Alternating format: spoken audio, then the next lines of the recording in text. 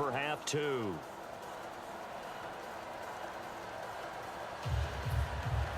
So both teams have their marching orders, and we'll get going again here in quarter number 3.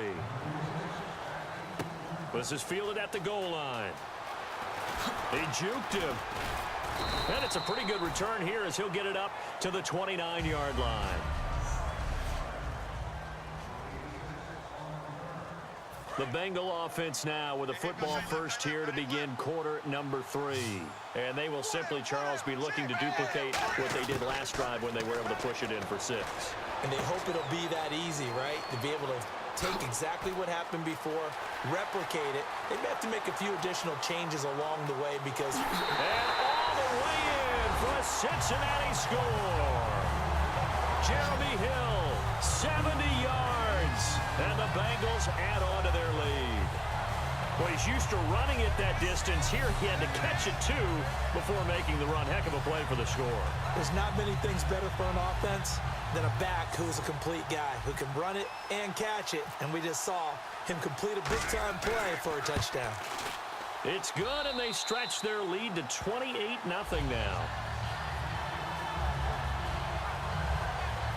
Those are the kind of drives they like on offense, from the coordinator to the quarterback, the line, everybody. One-play drive and into the end zone for 6. The kicking team out now for the Bengals as they'll send this one away. This is fielded a couple yards deep. And this return net's positive as he gets past the 25 and up to the 27-yard line. So we get set to start this third quarter. Here's the Falcons offense now. They're down in this game. A chance for the offense, though, to put something on the board, get some momentum here in half 2. Try and get things kick-started for them. And you know at the half, they discussed how they were going to get that done. This is where scripting comes into play a lot of the time. How many plays do you script coming out of the second? Most of the time in the first half, you're scripting 12 to 16. I think in the second half, you're really scripting more like 8 to 10. Kind of a starter or an opener, whatever terminology they use. Just something to get you off to a quick start.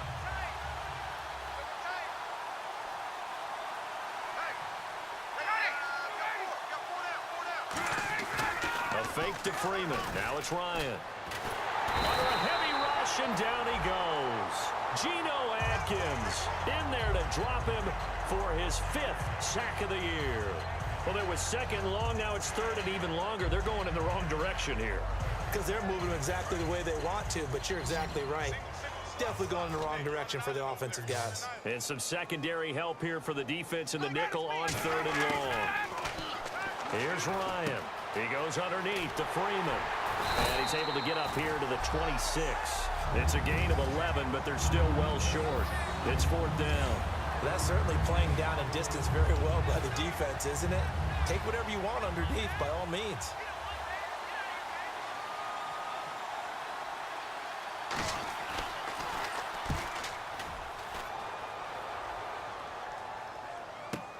Now it's Wright. Good blocking there, nearly sprung him. As it is, it'll go as a 19-yard return. Now here's the Falcons defense getting set to go again. Their secondary, their whole defensive unit really struggling. They've given up 3 touchdown passes. That last drive was dominant through the air against them. They found something that was working for them on offense, and they just kept going to it, just kept throwing the football. So that means an entire overhaul on the defensive side. They need more pressure on the quarterback and obviously need tighter coverage on the receivers. See if they can get that tighter coverage. 5 yards on the pickup, and that'll make this a second down. Was that a receiver? Yeah, actually it was. It was a running back who was a receiver on the play. I think he's been spending time in the receiver drills getting his feet down. Well, those guys out of the backfield, they got to be good, agile with their feet. He showed the agility there with a toe tap. No doubt about it. It's like he'd run to ballet school. Got the toes down and stayed in bounds. He's going to loft one deep left side here. And the defense loses him. It's complete. And all the way in for a Cincinnati score. A.J. Green with his 3rd touchdown of this Super Bowl. And the Bengals just continue to pour it on. And this is obviously quite a performance. And most of the time when we talk about someone putting a team on their back, I think we're talking about a guy who runs the football. In this case, It's a guy out wide catching it, and he's done exactly that, truly leading his team right now towards victory. 3 touchdown catches. He's been the headliner. This is fielded at the goal line. And he'll make it across the 20 as his guys will set up shop at the 23-yard line. And back onto the field now comes Devontae Freeman. And there are the numbers. Got off to that torrid hot start. We thought he was in for maybe a career day. Not the case. No doubt about it. It almost looks like a misprint after what we saw in the first half. But let's give a little bit of credit to the guys on our side of the ball. They went in at halftime, made a few adjustments, and you know what else? They didn't lose their confidence in their ability to play. Because a lot of times you get beat down in the first half, it gets ugly in the second half. They've come out with a new resolve and a renewed determination. Ryan on the handoff. It's Freeman. And this time he's not going anywhere. They'll get him down right at the line of scrimmage. They'll lose a yard, and it brings up third. 7 yards remain now on third down. We just saw another example of how the defense is winning this game. Really at the point of attack, the offensive line's just getting pushed around. I think now as a play caller, you got to give them a little bit of help. Maybe keep your tight ends a little bit more. Maybe the running backs help you a little bit with the pass blocking. But you've got to help them get some confidence because you can't abandon the play calling right now. Here's Matt Bosher now.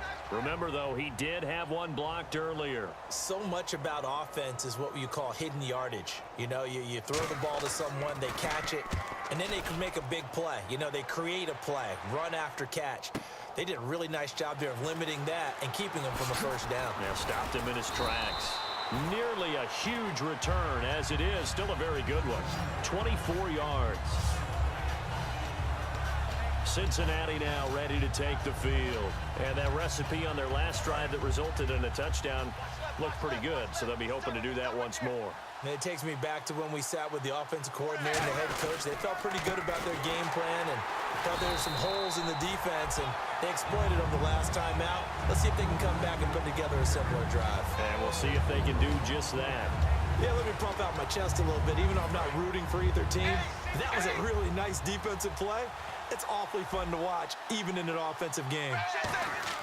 Second down, Dalton. He's going to sling this deep downfield.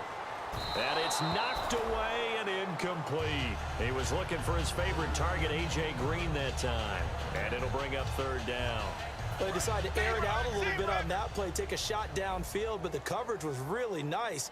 Able to get a hand in and tip it away. Third and long. What will Dalton dial up?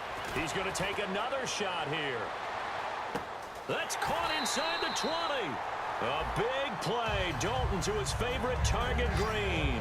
57 yards. Well, it's real easy to ascertain that in the game plan, Andy Dalton to A.J. Green was deemed vital. And it certainly was the focal point of the defense. They just had trouble with it. Most teams do. Well, that just tells you how good it is. These guys have grown together, you know, coming into the Bengals, getting together early, and continuing to get better.